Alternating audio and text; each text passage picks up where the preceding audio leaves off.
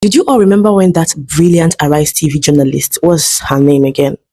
Leila, yes, Leila Johnson Salami asked the Minister of Works, Engineer Dave Umahi, an important question about the environment impact assessment of the Lagos Coastal Highway. Remember how Umahi tried to belittle her? Now let's watch this video. You mentioned the ESIA is currently being carried out by... Sister, I was raised in the village.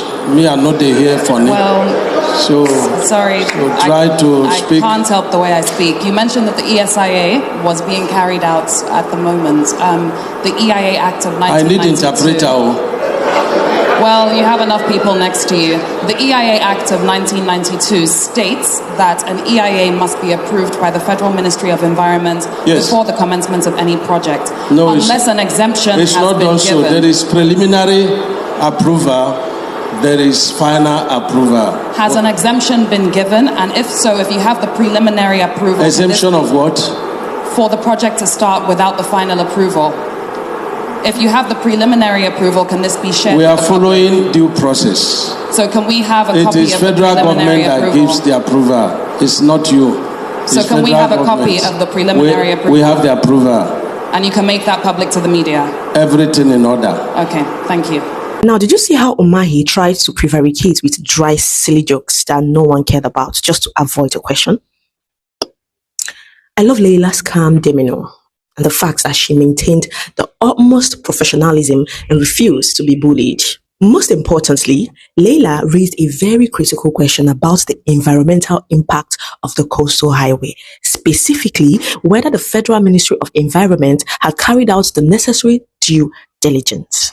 Yet, we saw how Umahi couldn't provide a satisfactory answer. Well, 2 years later, here we are in Lagos. What is happening now? Lekki and its surrounding islands in Lagos are flooded. People have lost so much peace, money, and property simply because of the impulsiveness of our leaders. Nigeria is in a shambolic state, and I wonder why we don't insist on doing the right thing.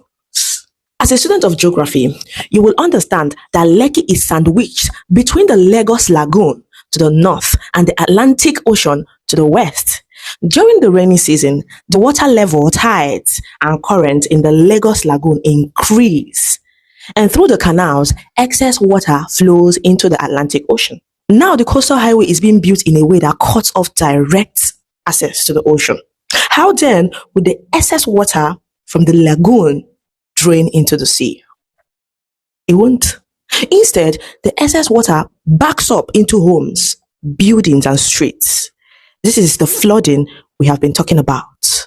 And this year, many areas that had never experienced flooding before were affected. The same Lagos-Calabar Coastal Highway was the reason, the same one that is causing a lot of flooding in Lagos, was the reason a 42 billion naira project was demolished. A result that gives Lagos 2 billion naira every year in revenue. It generates 2 billion. Now it is destroying homes. Nigeria, just wait and see. Very soon, the highway may be truncated and stories will be told about the trillions of naira allocated to it. If the government had used the money earmarked for such a wasteful project to build more hospitals, improve our electricity supply, or even invest in agriculture, tell me why Nigeria wouldn't be better. We are simply not serious in this country. This government is not for the poor or for the average Nigeria. It's elitist. If you are not up there, forget it, David. That is the government of Tinubu. If you are not up there, there is nothing for you like Lagbaja. Seriously. Now you only have the rich, no middle class, no, that is, I mean, just for the poor. I think they are even forgotten because their own poverty started where poverty started. You know what that means? That means you are just there on the ground. It is an elitist government. That's why all their policies, it never benefited the average or the poor in Nigeria. Never. All right, then. It is always them up there, up there, up there. Look at the cost of things. Can poor people afford it? The time is 12:45 a.m. if you like, 15 minutes before 1. Today, Thursday, the 16th day of July, 2026. Yesterday, that was the 15th day of July, 2026. Mama P and Randy Peters were invited by the Economic and Financial Crimes Commission. And we were aware, but we decided to understand the issues before we made it public. I have just been informed that both of them have been released on self-recognition, but they have been asked to resume there tomorrow in continuation of whatever investigation the EFCC is conducting. I usually would call them EFCC of Yahoo boys and hookup girls, but it seems that they have added another layer to that, EFCC of Yahoo boys, hookup girls, and political activists, or maybe opposition politicians.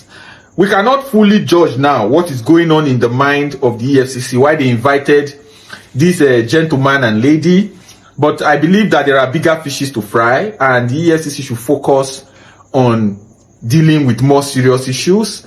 We are not sure, because I know that Peter and Mama P has never held any public office in Nigeria. They've never been in any public office. So there is no case of misappropriation of public funds. There is no case of whatever. You can't think it through. I'm not even able to figure it out. But this is just to put the EFCC on notice that it is becoming increasingly likely that opposition voices and opposition in Nigeria are now victims of EFCC persecution. I want to believe that this is not one of the persecutions by the EFCC. You cannot just invite people from the blues. We are not sure if there is any petition. We have not been informed that there's any petition. The sketchy information we have does not point to a definite reason why this gentleman and lady have been invited. Let us be guided. If anything happens to Mama P and Randy Peters, we are going to do what is necessary. We are going to take all of the necessary action within the ambit of the law to ensure that they are not oppressed and their rights are not violated. These are law-abiding citizens. I think the only thing you can say against them is that they are opposition voices. They have refused to sell their soul to the devil for a pot of porridge, like most young people in Nigeria have done. But we are still believing. We've been informed that they will go back there tomorrow. We want you to use your tongue to count your teeth. There are bigger fishes to fry. The EFCC must not major on minor things. The EFCC must major on major things. We are having the highest rate of corruption at any time in history in our country at this time. The Badger Gate is trending as we speak. The multiple missing money, including appropriation for a fake agency of government. I have not seen the hands of the EFCC on that. We have not seen the hands of the EFCC in investigating all of the myriad of problems. There was rumors recently that governors used to take money from their statutory allocation to save, to campaign for a presidential candidate. We have not seen the EFCC investigation in that. So we cannot accept a situation where you criminalize people because they do not belong to your political party or they do not belong to your political ideology. We are still in our various parts of the country. If the EFCC continues like this, we may be forced to relocate to Abuja so that all of us can be detained by the EFCC. I am not able to pinpoint as at this time what has gone wrong. And the EFCC must tell us what has gone wrong if they insist on intimidating these people. But so far so good, I think the EFCC has also done noble by allowing them to go on self-recognition, by not placing unnecessary bail conditions on them. Self-recognition is sufficient for people as prominent as the two individuals I have mentioned. But in a nutshell, the EFCC must know that they are pushing the limits of the Nigerian people. They are pushing the limits of the Nigerian people. Those that are stealing the country blind are having fun, are buying yachts, are flying around the world. The governors are having the fun of their life, accountable to nobody, especially if they are in the ruling party. You cannot be chasing after people because they are opposition voices. I want to believe that the EFCC will have the decency to do the right thing. It seems they have already started, having released them on self-recognition. Today they go back there and then we get feedback on what the probable cause of their invitation might be. And I believe that the issue will find resolution one way or the other. Otherwise, they should be prepared to jail a lot of people as we approach the 2027 election. Thank you for your attention to this matter.